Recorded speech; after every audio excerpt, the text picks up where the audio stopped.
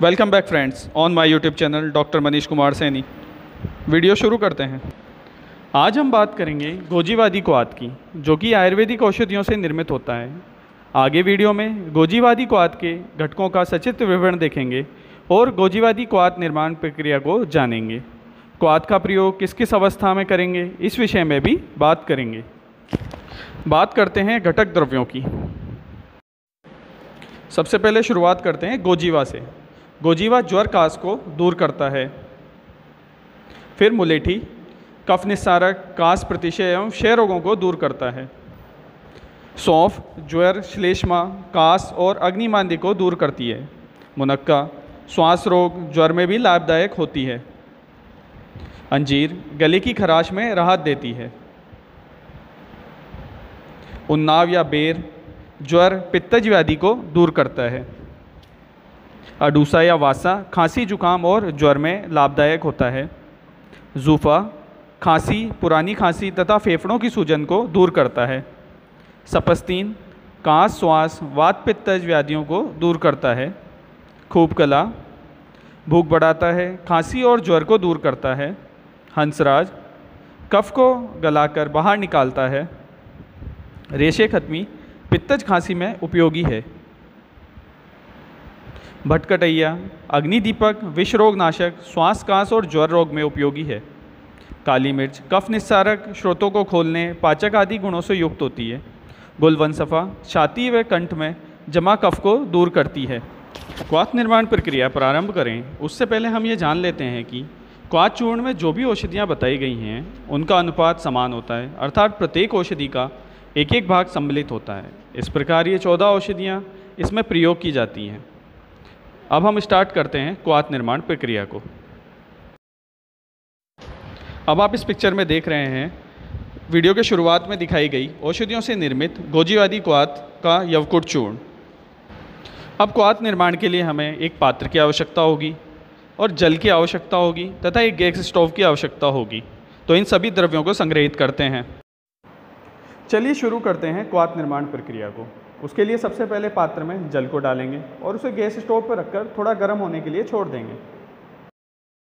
क्वाथ चूर्ण को मात्रा अनुसार लेंगे, जो भी निर्धारित मात्रा उसकी बताई गई है उसके अनुसार, और उसे धीरे धीरे जल में डालेंगे।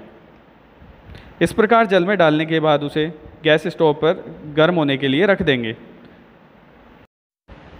अब गैस स्टोव की अग्नि पर ध्यान देंगे। इस प्रकार जो तीव्र लो आ रही है उस तरीके की अग्नि पे हमें उसका पाक नहीं करना है। ऐसा क्यों नहीं करना है ये मैं पिछले वीडियो में बता चुका हूँ। इस तरह की जो मंद अग्नि है उस पे हमें उसका पाक करना है। ऐसा करने से जो औषधियों के गुणधर्म हैं वो जल में अच्छी तरीके से आ जाते हैं और पूर्णतः उसका संस्कार हो जाता है। इसी के साथ अब एक बात और ध्यान रखनी है कि जिस पात्र में क्वाथ बनाया जा रहा है उसे कभी भी हमें किसी अन्य पात्र से नहीं ढकना है। ऐसा करने से उसकी गुणधर्मता कम होती है। अब हम देखते हैं कि पूरी औषधि जल में भीग चुकी है। इस तरह उसे मंद आंच पर उबलने देंगे।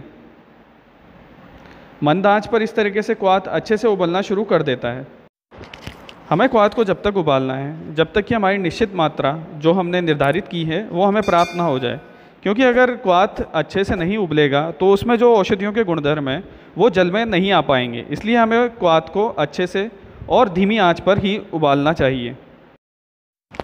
जब क्वाथ द्रव्य की मात्रा निश्चित मात्रा तक पहुंच जाए तो हमें अग्नि देना बंद कर देना चाहिए और उसे छानने और उसे संग्रहित करने की व्यवस्था करनी चाहिए। इसके लिए हमें किसी पात्र जैसे कि कप आदि की आवश्यकता पड़ती है और चलनी आदि की आवश्यकता पड़ती है।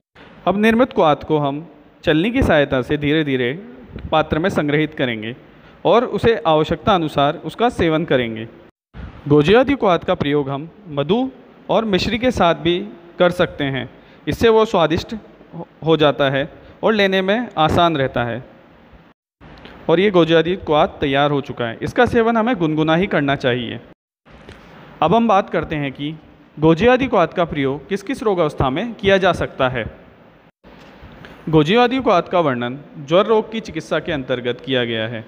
इसके अलावा इसका प्रयोग प्रतिशय, खांसी, श्वास रोग आदि रोगों में भी प्रयोग किया जा सकता है, जो कि अलग अलग औषधियों के साथ में इसको हम अनुपान के रूप में भी दे सकते हैं और मुख्य औषधि के रूप में भी इसका प्रयोग हम कर सकते हैं।